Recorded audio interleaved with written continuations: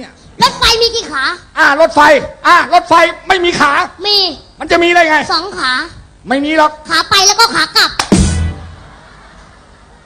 รถไฟมีกี่ขา 2 ขา ขาเดียว ขาเดียวไง เขาไปแล้วขากลับตกราง ขับอะไรตรงนั้น รถไฟมีกี่ขา ขาเดียวกับ2 ขา ไม่มีขา ทำไม ก็จอดอยู่กับที่ ว้าวมึงจะมาถามซอกแซกงี้เนี่ย พระใช้อะไรตีละครัง พระใช้ค้อนตีละครัง พระใช้เนน พระอะไรนั่นน่ะ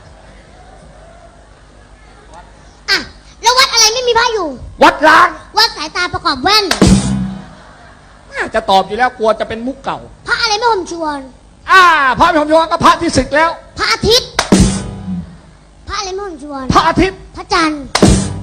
พระอะไรไม่ห่มชวน พระจันทร์ พระประแดง พระอะไรไม่ห่มชวน พระประแดง พระโขนง พระอะไรไม่ห่มชวน